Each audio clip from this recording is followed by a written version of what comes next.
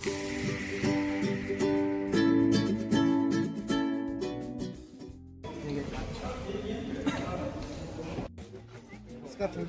तो अकबर का ही तो रहता है ना।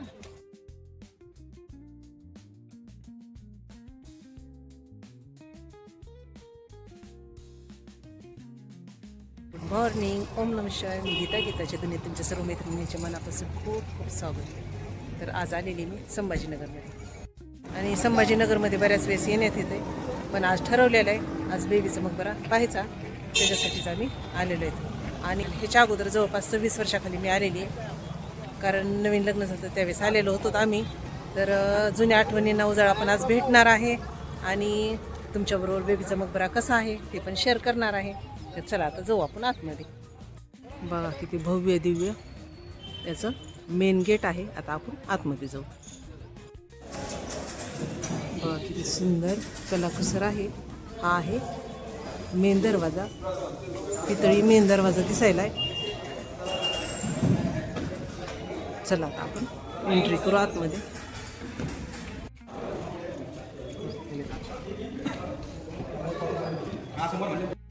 मध्ये एंट्री केल्या सुरुवातीला कारंजी दिसतील। सगळं ऐतिहासिक असल्यामुळं एकदम कलाकुसर आहे याच्यामध्ये। छोटे छोटे गेट पण आहेत। मेन आता बेबीचा मकबरा हा आहे। बघा एंट्री किती सुंदर आहे, एकदम भारी वाटायला लागले। जसं जसं आम्ही जवळ जात होतो तसं तसं त्याची सुंदरता एवढी वाढत होती, आणि जवळून तर नक्षीकाम एकदम सुंदर आहे। सगळा परिसर पाहून घेतला। आता आतमध्ये जायचं होतं। समोर आतमध्ये जाण्यासाठी एक रस्ता होता, त्याच्यावर त्यांनी तारीख लिहिलेली होती की आतमध्ये कधी जातात ते, आणि गेलो आम्ही आतमध्ये। औरंगजेब राजाच्या राणीची कबर आहे, त्यालाच एवढं सुंदर सुंदर असं रेखीव काम करून घेतलेलं आहे साईडनं। किती प्रेम असणार आहे त्या राजाचं आपल्या राणीवरती, आणि त्याच्यापेक्षा जास्त मुलाचं आपल्या आईवरती। बघा किती सुंदर आहे,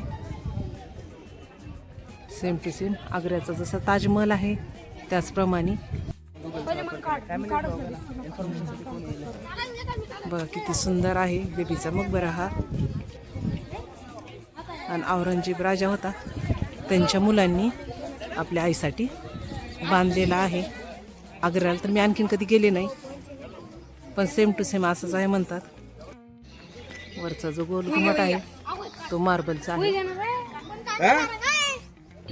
आणि जर कोण संभाजीनगरमध्ये येणार असेल तर बेबीचा मकबरा पाहायला अजिबात विसरू नका, कारण बराचसा इतिहास आपल्याला माहीत होतं, आणि असे प्रेक्षणीय स्थळ पाहायला खूप छान वाटते। चला आता बॅक साईडला काय काय आहे ते पण तुम्हाला मी दाखवते। भरपूर सारी जागा ही साईडला मोकळी आहे, पाठीमागं डोंगर दिसायला खूप सुंदर जागा आहे। आणि खालून वरती येण्यासाठी इथून एंट्री आहे, बघू शकतात। ही अशी एंट्री आहे, पायऱ्या आहेत वरती येण्यासाठी। बघा पाठीमागच्या साईडनं हे असं दिसतोय। इथं पण कारंजे असतील। हे बघा साईडचा परिसर, जागा भरपूर मोठी आहे, सुधारणा भरपूर करण्यासारखं आहे। बघा पाठीमागे किती मोकळी जागा आहे, वन डे ट्रिपसाठी एकदम मस्त ही जागा आहे। आणि एक साईडला माझं शूट करणं चालू होतं, एक साईडला सोनूचं फोटो काढणं चालू आहे। चला आता खाली चाललो। खाली बघता येते काय आहे पाहण्यासारखं, कारण खाली तर सगळी ओपन जागा दिसायली, मोकळा भाग दिसायला लागलाय। बघू काही फोटो हे काढता पण येतील।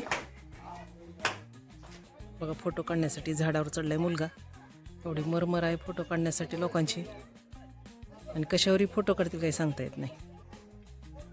तरी आज संडे आहे, अजिबात गर्दी नाही। आम्हाला वाटलं किती गर्दी असणार आहे। बघा किती सुंदर दिसायला खालून पण, वाव मस्त। बघा त्यांचं बहुतेक इथं बसण्याचं ठिकाण असणार आहे, आणि गाईड लावल्याशिवाय अजिबात लक्षात येत नाही। आपण नुसतं पाहत चालतो की कुठं काय आपल्या लक्षात येत नाही, त्यासाठी गाईड लावणं खरंच आवश्यक आहे। आज गाईड आम्ही लावलेलं नाही तर काही कळलं नाही गेले। जे छोटे छोटे पॉईंट असते तर ते गाईड लावल्याशिवाय कळत नाहीत, आणि प्रत्येक गोष्ट आपण अंदाजे म्हणतो। हे पण कारंजासाठीच असणार आहे। दगडी बांधकाम आहे साईडनं सगळं, आणि झाडं लावण्यासाठी हे असे खप्पे तयार केलेले आहेत. म्हणजे त्या काळातले इंजिनियर पण किती भारी असतील ना, जे अशा छोट्या छोट्या गोष्टी किती सुंदर पद्धतीने केलेल्या असतात.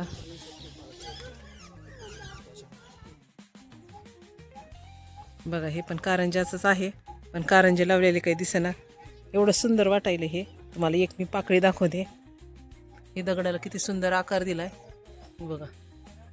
अशा छोट्या छोट्या गोष्टी पाहिल्या ना खरंच खूप भारी वाटतंय.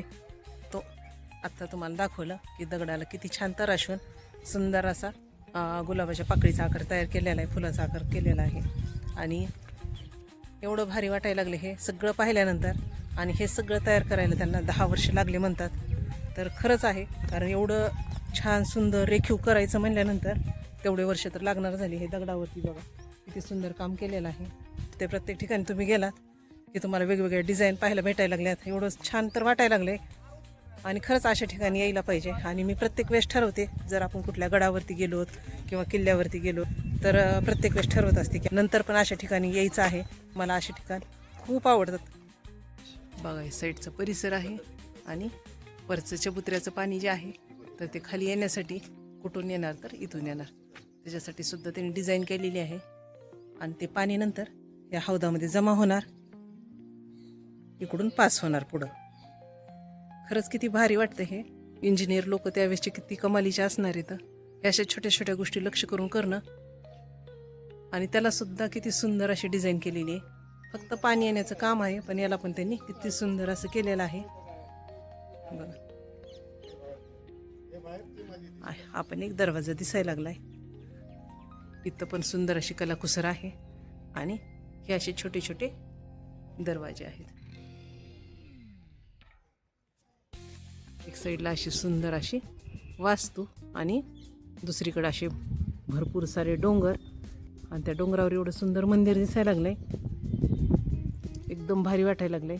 एकदम गावाच्या बाहेर आहे, निवांत आहे. बघू शकता तुम्ही कसलं भारी दिसायला लागलंय. 2-2.5 तास झालेत आम्हाला येऊन इथं. आणि अजिबात कुठलीच गोष्ट कंटाळवाणी वाटना गेली. जेवढं पाहावं तेवढं कमीच आहे.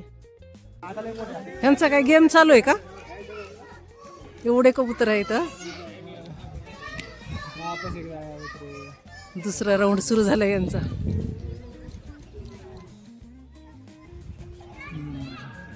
म्हणून करायली का पैसा वसूल. कसला भारी थवा आहे.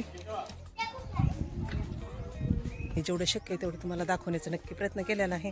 माझा हा व्हिडिओ तुम्हाला सर्वांना आवडला असेल तर माझ्या चॅनलला सबस्क्राईब करायचं अजिबात विसरू नका. सबस्क्राईब करा, लाईक करा, शेअर करा. काही कमेंट्स असतील तर ते पण करा. बाय.